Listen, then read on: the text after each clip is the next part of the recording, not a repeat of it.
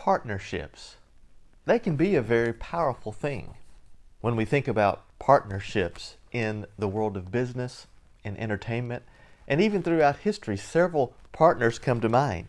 I think about Currier and Ives, Bonnie and Clyde, Smith and Wesson. What about Hewlett and Packard? What about Steve Jobs and Steve Wozniak?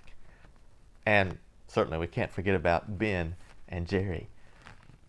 Partners, there's something powerful when it comes to two people or two groups of people with a shared vision. As Philippians opens, that phrase, partners in the gospel, is used by the Apostle Paul. In Philippians chapter 1, beginning in verse 3, let me read these words. I thank my God in all my remembrance of you, always offering prayer with joy in my every prayer for you all, in view of your participation in the gospel from the first day until now.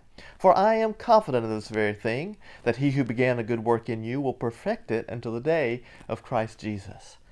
And there in verse 5, when he says, in view of your participation in the gospel, some versions say your partnership in the gospel. It is the Greek word for fellowship, something that is shared. As we've begun our devotionals with the youth group in June, you may know that I've broken down the age groups, and we've been getting together this week and discussing some of Philippians chapter 1. And we've been asking one another this question, how can we better be partners in the gospel? I'm trying to remind the youth group, those teenagers, that we need one another, we need each other, but not just the fact that we need someone else to encourage us, but we need to also be encouraging others and helping out others in the cause of Christ and helping one another succeed in living the Christian life. To advance God's message in your life and in the life of others, we cannot do it alone. We need each other.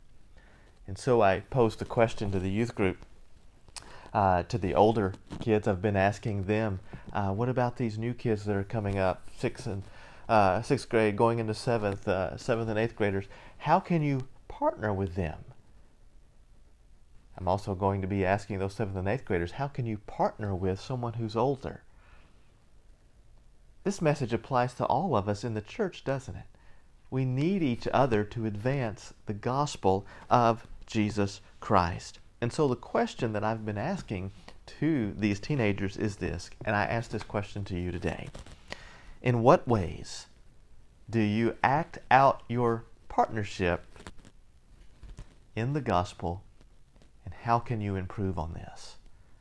That is a thought-provoking question, isn't it? I encourage you today to do something, to reach out to someone and thank them for being your partner in the gospel. Because there are many people who've helped you, and I want to encourage you to be that person who helps others in advancing the gospel message in our lives as we live for Jesus. Hope you have a good day today as you do just that.